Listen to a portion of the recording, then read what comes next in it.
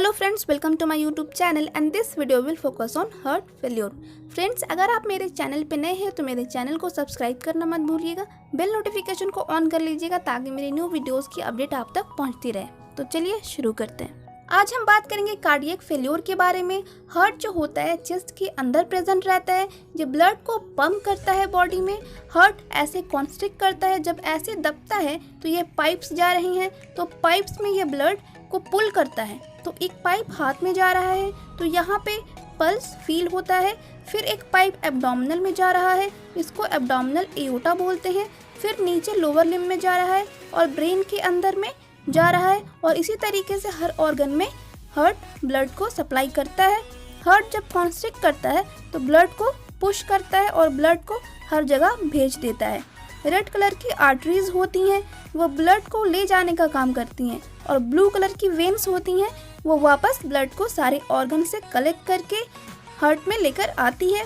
Normally हमारे heart 1 minute में 5 से 6 लीटर ब्लड बॉडी में पंप कर देता है और इतना ही ब्लड वापस लेकर आता है। हार्ट फेल्योर मतलब ये नहीं होता है कि हार्ट ने काम करना बंद कर दिया, उसे हम लोग कार्डियक अरेस्ट बोलते हैं, उसमें पेशेंट मर जाता है।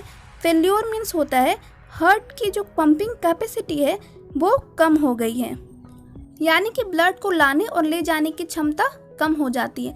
अब वो कितनी कम हो गई है उसके हिसाब से हम लोग हार्ट फेल्योर को ग्रेड करते हैं। ग्रेड 1 है, 2 है, 3 है, 4 है, अभी आगे डिस्कस करेंगे। ग्रेड करना बहुत डिफ़िकल्ट नहीं है। आप पेशेंट से कुछ क्वेश्चन करेंगे, उस क्वेश्चन के बेसिस पे आप ग्रेड कर लेंगे कि कौन से कैटेगरी का हार्ट फेल्योर है। Suppose heart 5 litre blood pump कर रहा है 1 मिनट में, अगर वो 3 लीटर ही पंप करेगा तो कैटेगरी 1 होगा, अगर 2 लीटर करेगा तो कैटेगरी 2 होगा। बस आपको समझाने के लिए बता रही हूँ, डायग्नोज में ऐसे कैटेगराइज नहीं किया जाता है। जितना कम ब्लड पंप करेगा उतनी बड़ी कैटेगरी में पहुँच जाएगा और हार्ट फेल्योर का ट्रीटमेंट उतना ही एक्सटेंसिव होगा या आईसीयू में ट्रीटमेंट देना पड़ेगा। ये तो आपको समझ में आ गया है। ब्लड जो होता है हर बॉडी ऑर्गन में ब्रेन से लेकर नीचे तक पंप करता है। तो जब भी ये फेल होगा, ये हार्ट की पंपिंग कैपेसिटी कम हो जाएगी, तो सिम्टम्स जो होंगे सर से लेकर पैर तक हर ऑर्गन के अंदर आएंगे। अब हार्ट को थोड़ा क्लोज से देखते हैं। ये रेड कलर के जो पाइप्स, इसको बोलते हैं आर्टरीज। ये क्या करती हैं, हार्ट जैसे ही सिकुड़ता है इस तरह से, तो ब्लड यहाँ से निकलता है और हाथ में जाता है, ऊपर ब्रेन में, और नीचे एब्डोमिनल एओर्टा से लीवर में ब्लड जाता है, किडनी में, फिर नीचे पैर में जाता है। और ये जो ब्लू कलर की पाइप्स हैं ये ब्लड को वापस से ऊपर लेकर आती हैं और हार्ट में लाकर छोड़ देती हैं।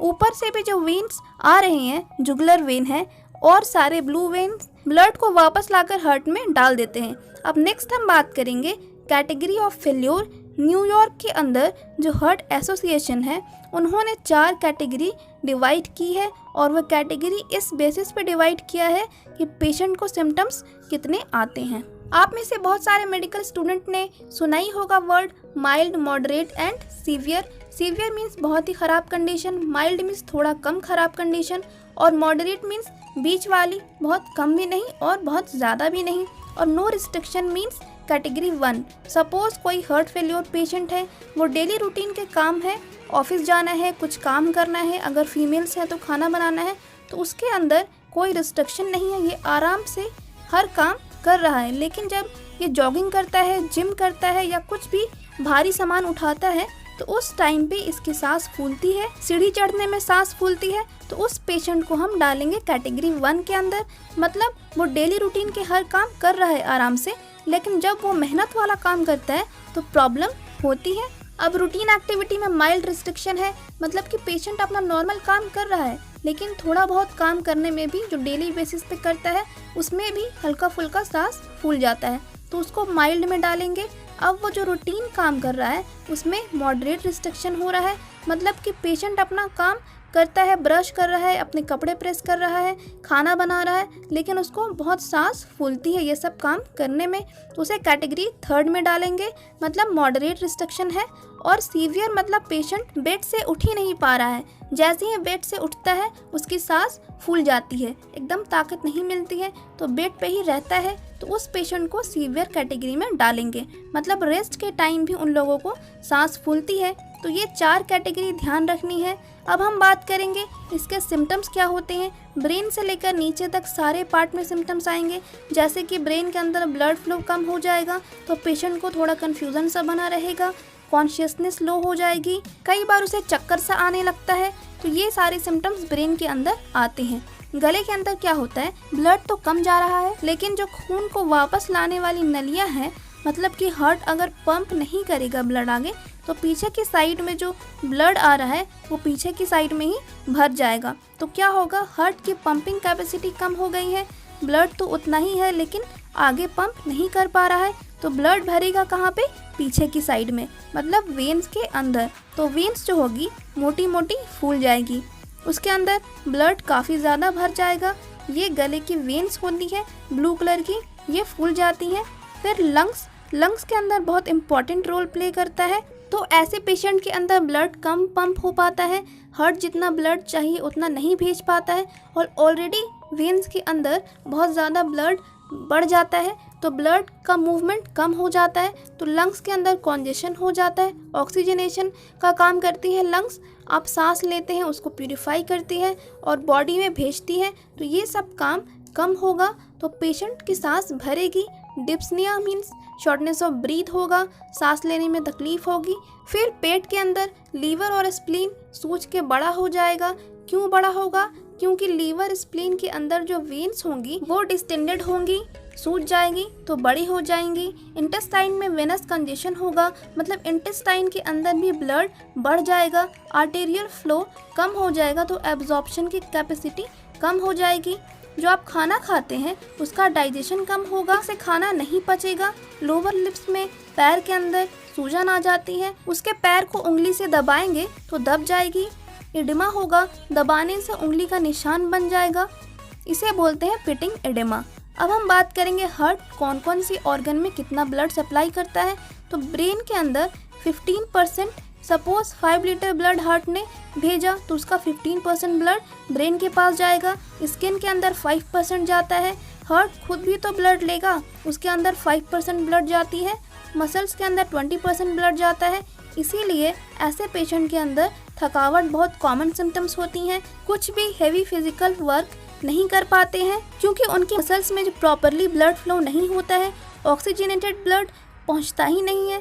किडनी 20% ब्लड लेती है। किडनी में क्या होता है, किडनी के अंदर जब ब्लड नहीं पहुंचता है या कम ब्लड पहुंचता है रेड कलर की आर्टरी से, तो किडनी के अंदर एक सिस्टम होता है रेनिन एंजियोटेंसिन, वो एक्टिवेट हो जाता है और वह एक्टिवेट होने से किडनी को लगता है ब्लड कम आ रहा है, मतलब कि बॉडी में खून की कमी या फ्लूइड की कमी हो गई है। तो किडनी क्या करती है, ऑटोमेटिकली फ्लूइड को कंजर्व करना स्टार्ट कर देती है। तो ऐसे पेशेंट के अंदर क्या होता है, किडनी पानी को एब्जॉर्ब करती है और ज़्यादा पानी एब्जॉर्ब होने की वजह से सूजन आ जाती है। इसीलिए इन पेशेंट के ट्रीटमेंट में ACE inhibitor, angiotensin converting enzyme inhibitors देते हैं, क्योंकि किडनी के अंदर एंजियोटेंसिन एंजाइम एक्टिवेट हो जाती है और उस एंजाइम को हमें ब्लॉक करना होता है। और किडनी क्योंकि वाटर का एब्जॉर्प्शन करना चालू कर देती है, किडनी को लगता है कि ब्लड नहीं आ रहा है, इसका मतलब बॉडी में वाटर कम हो गया है और वाटर का एब्जॉर्प्शन करो तो पेशेंट की बॉडी में वाटर लॉगिंग हो जाती है, पानी भर जाता है। तो इसको निकालने के लिए डायरेटिक्स भी देते हैं ट्रीटमेंट में।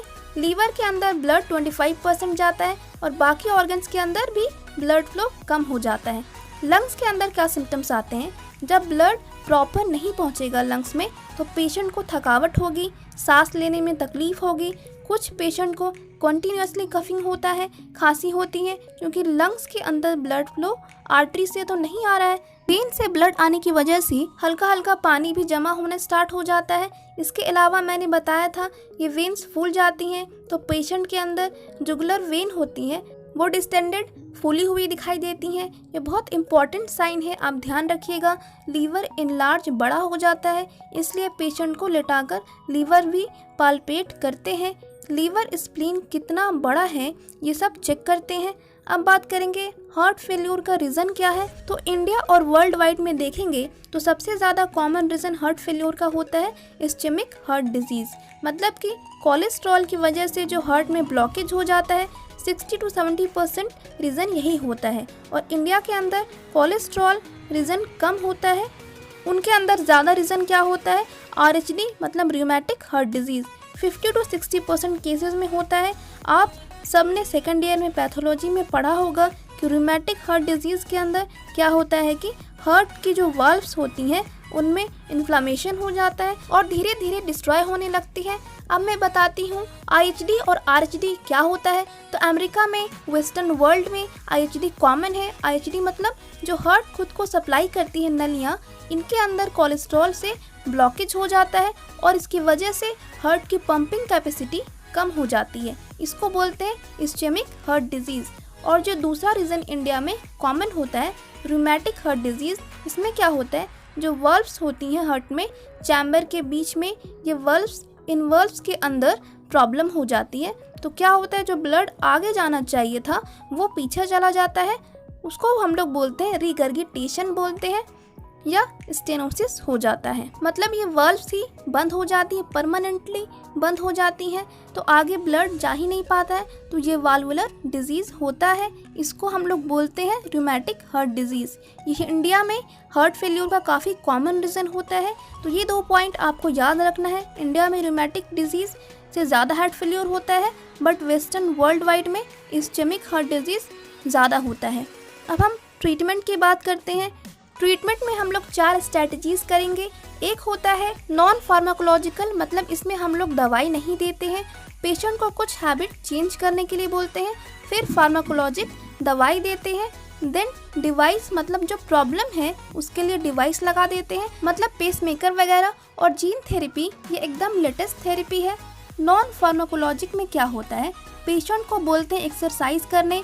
जो ग्रेड 1 के पेशेंट हैं, जिनको ग्रेड 1 हार्ट फेल्योर होता है, उनको बोलते हैं जितना एक्सरसाइज होता है उतना करो, बाकी टाइम रेस्ट कर लो। नमक कम खाना है, स्मोकिंग और अल्कोहल को अवॉइड करो, और जिस वजह से हार्ट फेल्योर की प्रॉब्लम हो रही है उसे अवॉइड करना है। जैसे कोई मेडिसिन ऐसे ले रही हैं जिससे हार्ट में साइड इफ़ेक्ट्स हो रही हैं, मायोकार्डाइटिस काउज कर रही हैं, जैसे कुछ दवाइयाँ करती हैं तो उनको बंद कर दो। ये सब होता है नॉन फार्माकोलॉजिक। फार्माकोलॉजिक में क्या होता है, ACE इनहिबिटर और डायरेटिक्स देते हैं। और एक होता है कार्डियक ग्लाइकोसाइड। ये क्या करता है, हार्ट के ऊपर जाकर जो पंपिंग कैपेसिटी होती है उनको इम्प्रूव करता है, मतलब हार्ट को ये स्टिमुलेट करते हैं और पंप करने की कैपेसिटी को इम्प्रूव कर देते हैं। जैसे आप डंबल उठाते हैं तो आप स्टेरॉइड लेते हैं तो डंबल उठाने की कैपेसिटी बढ़ जाती है, वैसे ही ग्लाइकोसाइड जो होते हैं हार्ट मसल्स की कैपेसिटी को बढ़ा देते हैं। Next, device and gene therapy.